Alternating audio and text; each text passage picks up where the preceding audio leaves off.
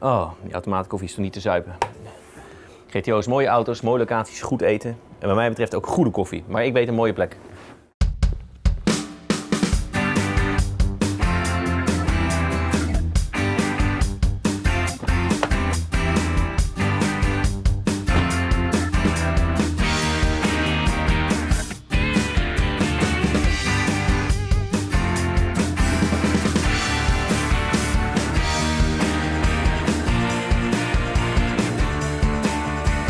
De route wordt berekend.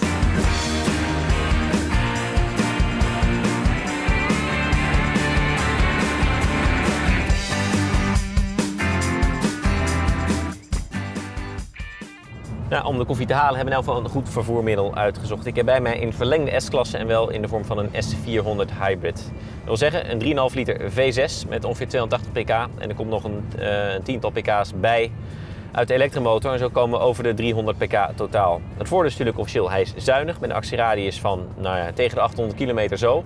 Gaan we straks Duitsland in, gaan we natuurlijk wat harder, dus dan zakt die actieradius vast. Maar ik denk even goed, we moeten het in 1 keer tanken kunnen halen.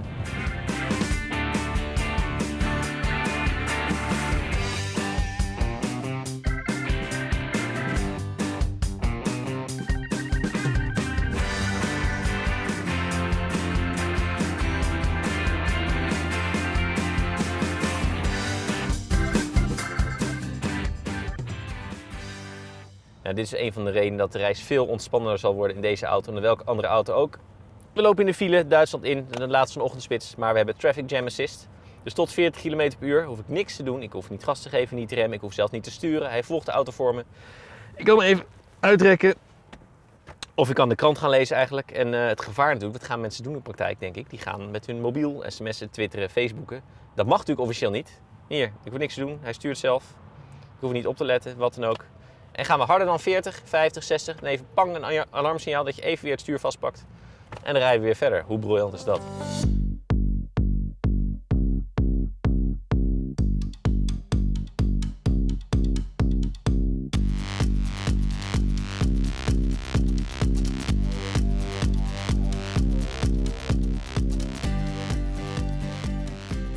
Oké, inmiddels 4 uurtjes onderweg. Ik kan me niet heugen dat ik ooit nog zo fris ben geweest na 4 uur knallen. De kruissnelheid heb ik ontdekt is een beetje prettig, zo'n 170, 180. Als het harder is, dan heeft de auto te weinig vermogen om daar snel heen te gaan. En dan ga je te vermoeiend rijden. Want iedere keer als je dan remt, moet je weer heel hard eraan trekken voordat je boven de 200 komt. Dus 180 vind ik prima. Onderstel, ja, fabelachtig comfortabel ook. Het is ongelooflijk. Je kan zelfs de dempers op sport zetten. Hij heeft luchtvering ook. Dan wordt hij super strak. En eigenlijk is hij in sport dan nog comfortabel. Laat staan in de comfortstand. Wat me opvalt is de rust aan boord, die maakt het comfortabel, maar ook de temperatuur. Inmiddels is het hard opgelopen. Het was een uurtje geleden nog 24 graden, nu is het 29 graden. De airco gewoon 23 en hij blaast niet. Het wordt gewoon koel in de auto, ongemerkt om je heen. Dus geen blazende stroom in je gezicht. Allemaal van die kleine dingen die bij elkaar opgeteld het een hele fijne reis maken. Nog even kijken, 7 uur te gaan.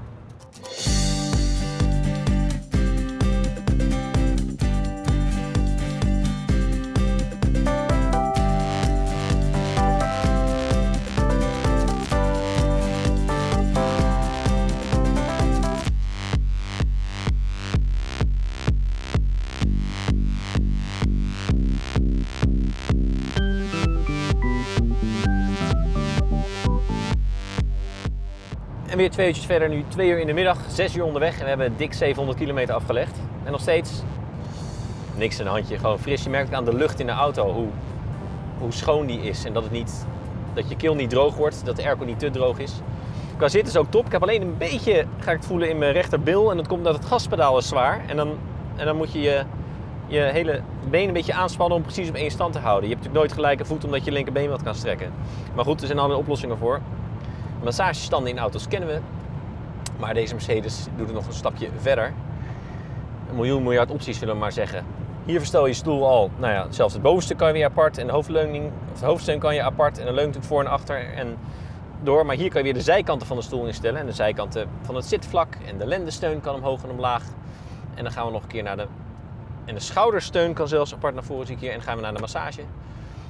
En daar kijk, we hebben een mobilization massage, een active workout, de classic massage en helemaal briljant. Hij combineert de stoelverwarming met het masseren. Dus dan wordt of het hondenbovendeel wordt heel warm, terwijl de massage plaatsvindt. Nou, het is nu zomer, maar ik kan me voorstellen in de herfst of als je dan de dag ervoor gesport hebt en het is koud buiten, dan is het vrij briljant. Ik ga nu gewoon voor de mobilizing massage.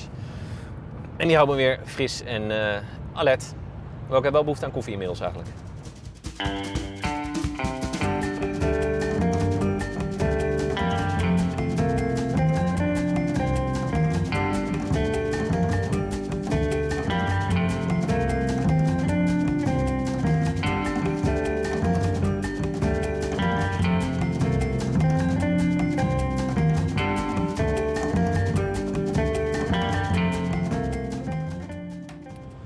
Weer 2 uurtjes verder, 4 uur in de middag, 8 uur gereden en dik 900 kilometer afgelegd.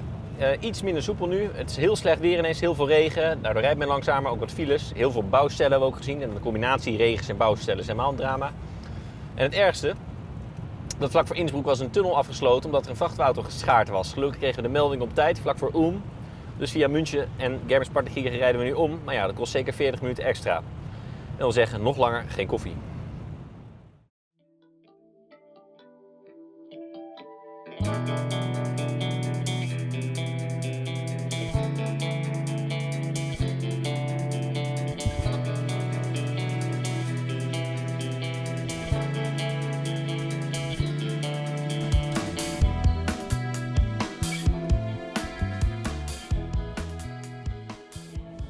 Goed, de volgende update. 6 uur is inmiddels met 10 uur onderweg en de score staat nu op 1065 kilometer. Oostenrijk hebben we doorgestoken die 2 uur, dus daar zijn we videotechnisch niet eens geweest. En toch ging het eigenlijk helemaal niet vlot. Het waren de slechtste 2 uur tot nu toe. We moesten van Duitsland naar Oostenrijk, binnendoor, door dorpjes, files, traag, vervelende tractoren voor je. Dus dat was niet heel prettig. Maar goed, nu Italië, maar voorbij waar de Brennerpas vroeger was, rammen we de Alpen er weer uit. Tijd om even over de aandrijflijn te hebben, want dat is wel interessant. We hebben dus een V6 met die elektromotor eraan. Maar die V6 kan zich loskoppelen, waardoor dus de motor, nu bijvoorbeeld, we gaan heuvel af al een hele tijd op de snelweg en de motor staat gewoon uit, 0 toeren. Dus je glijdt naar beneden toe en idealiter, de accu laat zich nu op. En als het lang genoeg duurt, hebben we zelfs geen met 100% gezien. En al die kracht kan je dus weer gebruiken, rechtuit versnellen of een beetje heuvel op. En dat scheelt dus allemaal weer brandstof. Met normale auto's dat het allemaal verspilde energie zijn heuvel af. En we zijn heel veel heuvel af gegaan en nu neem je het allemaal mee. Kijk naar het verbruik. We zitten nu al ver tussen de 1 op 9 en 1 op 10. Ik heb in Duits natuurlijk wel flink doorgereden, steeds tussen 180 en 210 en zo. Dus het kan nog veel zuiniger. Sterker nog, ik vind het eigenlijk een extreem lage score voor zo'n bakbeest met dit soort snelheden door de Alpen heen. Dus kun je nagaan als je echt rustig zou rijden wat hij dan kan doen. We gaan het ongetwijfeld zien na de volgende tankbeurt.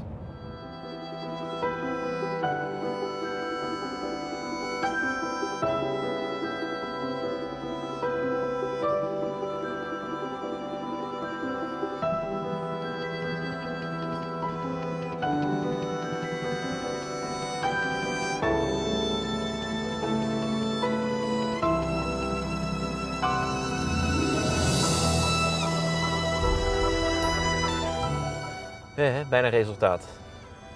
Ja, ik zie mijn tentje al.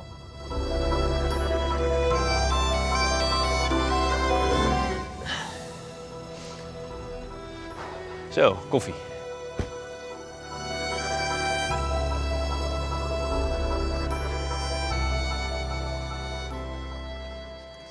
Migratie.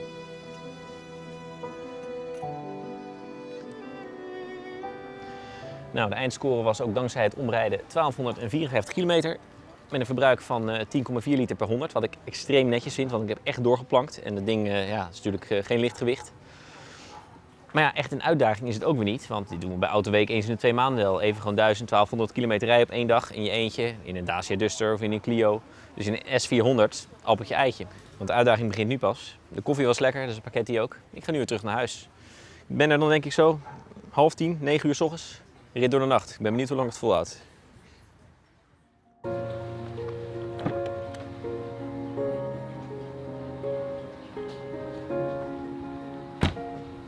Oké, nou, dan terug. Het is nu 9:15. Ik ga nu een beetje automatisch piloot nog. Even kijken hoe lang het gaat duren om thuis te komen. Wilt u de bestemmingsgeleiding starten? Ja. De bestemmingsgeleiding wordt gestart.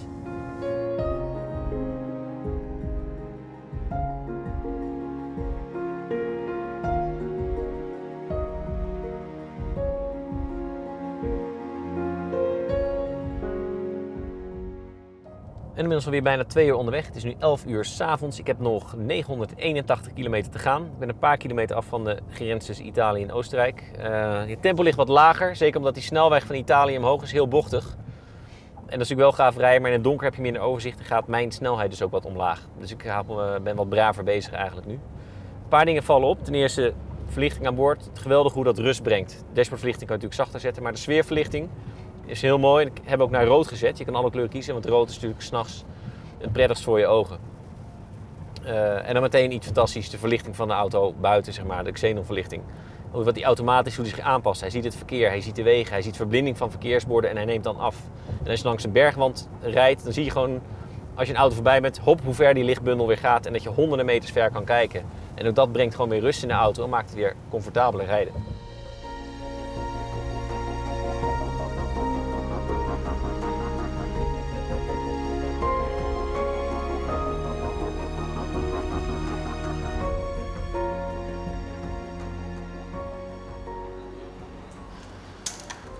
Zo, iets later update dan normaal. Ik wou 1 uur doen, maar ik denk wacht even op een tankstation. Dus het is nu 1:55. En Oostenrijk zijn we al uit. Ik ben voorbij Kessel, tussen Kessel en Ulm. Ik ben nog iets van 780 kilometer te gaan. En dit was een redelijk zwaar stuk. Oostenrijk was werkelijk een hel. Het eerste stuk in Italië en dan richting Innsbruck over die passen, dat was hozen van de regen. En zo hard dat je aquaplaning kreeg en dat je dus de lijnen op de weg niet meer zag. En bij wegwerkzaamheden niet zag dat de banen verschoven. 0 zicht. Dus langzaamaan vreselijk concentreren. En toen denk je eindelijk gehad. Toen kreeg ik het stuk inderdaad van Innsbruck weer over de passen richting Kessel. En daar sloeg de vermoeidheid voor het eerst wat toe. Dat ik heel erg moest concentreren, want je ziet de weg niet. En dan heb je tegenliggers die je verblinden. En je gaat omhoog en je gaat omlaag. En toen ging ik eigenlijk Duitsland in en dan ging dus de snelweg op. En dan kregen we erwtensoep als mist met minder dan 50 meter zicht. En dus dat is ook niet optimaal om even ontspannend te autorijden. Zeker niet als je er al, nu 15,5 uur onderweg bent. En toen kreeg ik voor de tweede keer een attention assist van de auto. Terwijl ik deze keer echt mijn handen braaf aan het stuur had en dacht dat ik oplette. Dus ik denk, dat is een waarschuwing genoeg om echt voor het eerst een break te nemen. Dit is de eerste break die ik neem voor het uitrusten. Geen sanitaire stop, hoefde niet te tanken, maar puur even een bakje koffie. Eén ding viel me op en dat was geweldig mooi.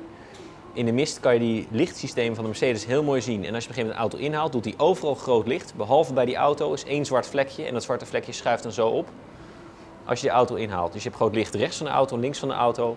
En in de mist kon je heel mooi zien hoe die het projecteert. Het was echt een soort lasers bij een dance event in de nacht. Heel mooi gedaan.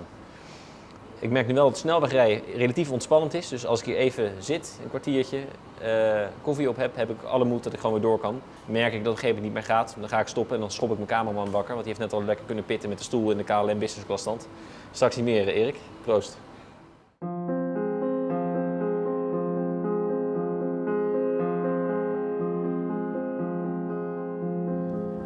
En weer door. Het is nu 1:45. Ik zit ietsje voor Stuttgart.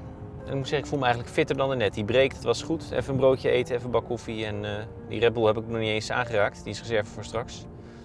Het mist nog steeds flink en daardoor gaat de gemiddelde snelheid een stuk omlaag. Dus je kan niet zulke stappen maken als op de heenweg. Het voordeel is wel dat het verbruik er iets op vooruit gaat. Ik ben er weer onder de 1 op 10 gezakt, gemiddeld. Dus ik denk sinds die 9,8 zitten we nu, 9,8 liter per 100. Dus ik denk dat die laatste tankbeurt dat die een stuk zuiniger is. Dat ga ik allemaal uitrekenen als ik weer thuis ben. Het kan natuurlijk zijn dat om 4:30 ineens over en uit is, maar vooralsnog gaat het goed.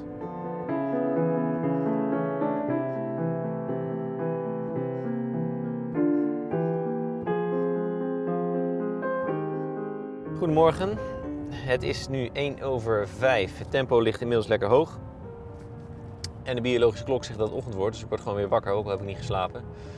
Het gaat eigenlijk prima. Ik merk iedere keer als ik inkak, ik dan even een banaantje eten of zo, of nog een boterham. En dat is de energie weer. En de slaap, dat komt verder wel. Overigens een beetje pijn in mijn elleboog van het steunen op de middentunnel. Dat zijn de pijntjes en de vermoeidheid is niet wat overheerst. Ik moet nog 391 kilometer. Ja, dan maken we maar af ook. Eén ding moet nog kwijt over die auto. Over de aandrijflijn. En dat is het minst positief eigenlijk. Je merkt meer hybrides hebben er moeite mee, bijvoorbeeld ook bij Porsche. De motor koppelt zich soms los, dat is gunstig, daar hebben we het over gehad. Maar op het moment dat je dan gas geeft, dan schakelt de automaat terug. De toeren nemen toe, maar de motor is nog niet aangekoppeld. Dus de auto versnelt nog niet. En dat gebeurt dan alsnog. En dat is echt een knal door die hele auto, door de hele aandrijflijn. En dat is natuurlijk niet het type verfijning wat je verwacht in de Mercedes S-klasse. Opnieuw, meer merken in dit segment hebben daar moeite mee. Porsche in de Cayenne Hybrid en de Panamera Hybrid is bijvoorbeeld ook opgevallen. Het gaat niet zo soepel als je zou moeten en eigenlijk gewoon zelfs een tik te hard. Het is ik denk een fout. Dat moet soepeler kunnen. Het valt me op, vooral op hoge snelheid nu.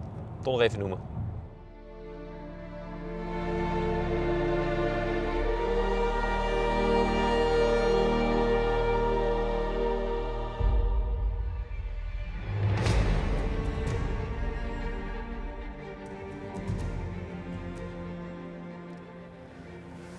Goedemorgen, 7 uur. We staan in Nederland, net over de grens bij de A12. De auto is helemaal leeg en ik ook. Ik ben helemaal op.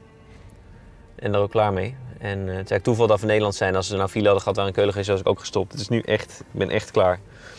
Te veel correcties over de middenlijn. Kijk, 2324 kilometer gereden. En we zijn 23 uur geleden begonnen. En persoonlijk record van mij, dat hoeft voor mij betreft ook nooit meer verbroken te worden. Echt. Ik ben helemaal gaar. Ik verhuis lekker naar de captain seat achterin en Erik, jij mag het overnemen. Jij hebt lang genoeg geslapen onderweg.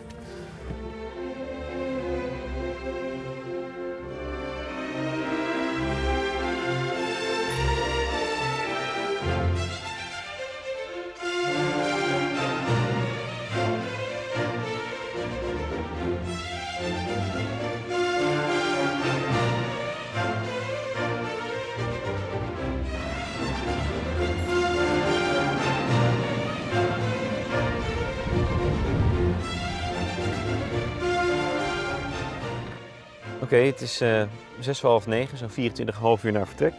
We hebben 2450 kilometer gereden, give or take. Ik ben hartstikke chagrijnig. Maar dat is omdat ik moe ben. Dat komt niet door de auto, want die S-klasse, ik ben een beetje verliefd op geworden eigenlijk. Een paar dingen waar ik ontzettend onder indruk ben. Ten ene het onderstel en het comfort en de rust. Dat verwacht je een beetje van zo'n auto, maar het is even goed overweldigend. En ten tweede de gadgets, de veiligheidssnufjes, hoe die daarmee omgaat. Dat combineert ook met de verlichting, het afstand houden en dat traffic jam assist. Dan is het werkelijk de beste auto ter wereld die er is qua hoe ver je kan gaan op dit moment met techniek. En als je dan één auto zo'n rit moet maken, was het wel met deze. Helemaal top.